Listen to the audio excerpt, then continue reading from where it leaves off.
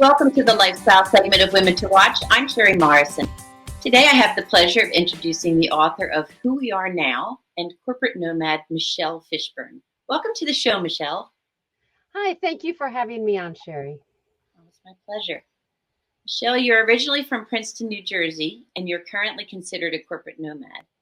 When you're not roaming and playing, you settle in North Carolina. Please tell us a little bit about where it all started and your education. Well, it all started, yes, growing up in New Jersey, and then I went to University of North Carolina at Chapel Hill, and then on to UVA Law School. And I was an international trade attorney in Washington, D.C. for a decade. And I had an entire closet of black tie dresses, and that relates to what happened to me. Then I moved to Chapel Hill, North Carolina, raised my kids for 20 years as a stay-at-home mom and a homeschool mom. And then in 2020, I found myself without a job. I had gone back to doing a part-time job, doing national nonprofit. And now instead of having an entire closet full of black tie dresses, I have a tiny closet full of denim in my motorhome in which I live full time. That's fantastic. No iron needed, no dry cleaning. Wonderful for the environment. Yes. So you decided in 2020 to write the book, Who We Are Now. So I'm going to turn the tables a bit so everyone understands how you've pivoted in the last few years and the basic question you used to write this book. Because as I learned very quickly in our previous conversation, it is quite effective. So the question is, on January 1st, 2020, what was your 2020 supposed to be like and what did it end up being? Starting with January 1st, 2020, I was really loving my job. I was working as a public relations and national partnerships person for the Brian Hamilton Foundation and Inmates to Entrepreneurs. And we help people learn how to start small businesses. Sometimes when you come out with a criminal record, you don't get a second chance and you really need to learn some entrepreneurial skills. So that's what I was doing. I was very excited. I was working with the Hill, the Senate, and the House for Second Chance Month events. We were talking to John Legend's people about going into a prison with him and talking about entrepreneurship education in August when he was on tour. And then COVID. And so I got laid off. I mean, it was a foundation. Why pay for somebody who can't do your national events for you? So I got laid off and I thought, no problem. I submitted 86 customized cover letters between the middle of March and the middle of July, and I ended up with nothing.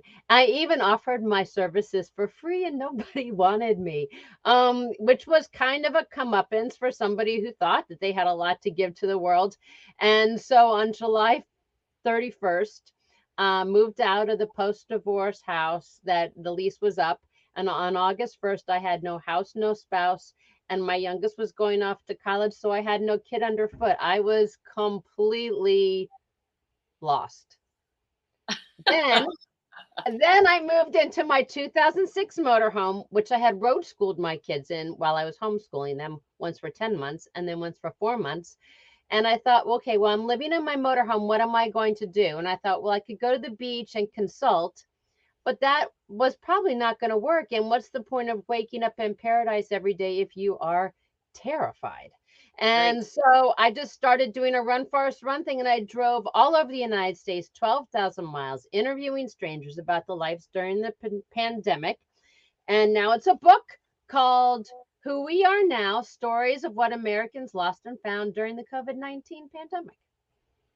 A great story. So going back a little bit, when we spoke earlier, you mentioned you were a third generation full-time motorhomer. Your parents, your grandparents, and now you, even before 2020, as you just mentioned, took to the road. You road schooled your children, which must have been an amazing experience. And I would imagine the best geography, history, and life lessons anyone can imagine. True. Why did you decide to give this a try? I fortunately for me, driving from North Carolina to Yellowstone is no big deal. I've done it so many times before. So when I really just didn't have a choice since I couldn't find a job. It didn't make any sense to rent a place because I didn't know where I was going to have to go for a job. And so the only thing that made sense was to move in to the 2006 motorhome. But because of my experience and my grandparents' it wasn't scary. And I was able to just go ahead and do what I was already comfortable with, which was get behind the wheel and start driving west. Fun. Did your children ever voice if they preferred road schooling versus attending a standard school? They said they'll never forget the big adventures, and they learned so much, and we got to do it in tandem with my parents, once for 10 months and once for 4 months, and the intergenerational learning and experiences were priceless. I can only imagine, and ingrained in your brain. Just Yeah. just wild. So you interviewed while you were on the road in 2020. You interviewed and you photographed 100 people for your book, Who We Are Now. How did you decide who to interview, and how did you decide whether to turn right or left when you started out each day? It was really messy when I started because, when John Steinbeck went out and did Travels with Charlie in 1960, the country was just hopping with people. I mean, they were everywhere. And I don't know why I thought I was going to be able to interview strangers when nobody was out. Like, how do you do that?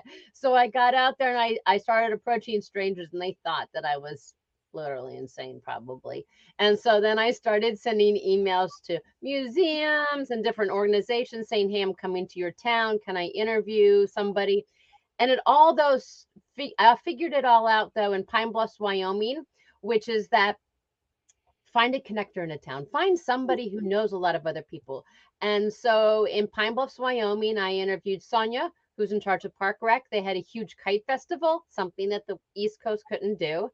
And she put me in touch with Chad, who made 5,000 gallons of hand sanitizer, and Cheri, who had a stunt dog show that she couldn't do all over the world. So she did it for their rodeo. It just, you connect with one person and they help you meet everybody else. It's a whole network. So who were some of your favorite interviews? Oh my goodness. Well, Christina Wong, who was an LA comedian who then turned to leading an organization that made 350,000 face masks for vulnerable communities all over the country. She then ended up doing a one-woman show off Broadway and recently was named a Pulitzer Prize finalist for drama. And the Doris Duke Artist Award was just given to her for $550,000 unrestricted cash. I mean, Wow. talk about somebody who could not do anything because she was a comedian stuck in her place in LA. To that is just unbelievable. That's amazing. Did you run into anyone who didn't seem affected by the pandemic? A lot of people actually, out in the middle part of our country and in the west part of our country where there's so much land. I met a gentleman named Calvin in Texas between Alpine and Marfa, and he said to me, I feel really badly. Things are good for us. I worry about the New York City restaurant owners and the Philadelphia City restaurant owners. And I said, well, you know what? I just interviewed a guy from New York City who owns a restaurant named Dominic 2 days ago, and he is taking a financial bath. He cannot have people still in his restaurant. And Calvin said to me, if you ever talk to him again, would you tell him that a rancher in Texas is thinking about him? And so of course, I called Dominic immediately and I said, I want you to know a rancher in Texas is thinking about you. I think that's what a lot of us did, was during the pandemic pause, we really did think about each other. We really paused and thought, I wonder how the people in 40-story buildings are doing. I wonder how the person who is a mom and trying to do a full-time job and has kids at home doing online learning, I wonder how she's doing. We all really thought about each other. Yeah, yeah, that's for sure. What do you think are some of the good things that came out of the pandemic?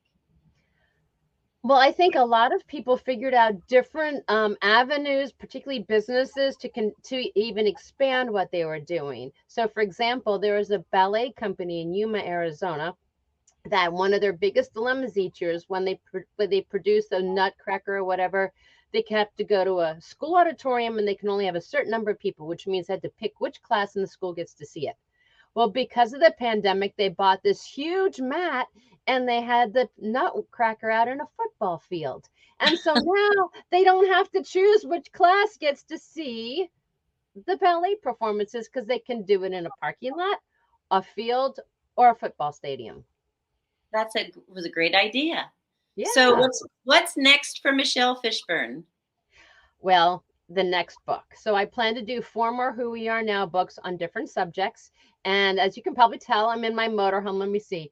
There's my bedroom, my kitchen, my shower, my refrigerator. So I'll be just wandering around in the motorhome, and then when need be, get on a plane and continue to gather stories and share them out so you all can get a sense of what it's like to be those people. What a great path you've taken.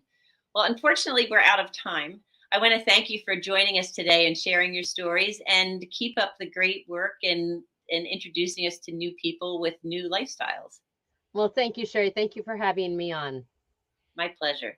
For more information about Michelle Fishburne, some of her interviews, and purchasing her book, Who We Are Now, go to www.whowearenow.us, or Who We Are Now may be purchased on Amazon. Thank you again for joining us. Sue will be right back to close out the show. Lady, keep living your dreams.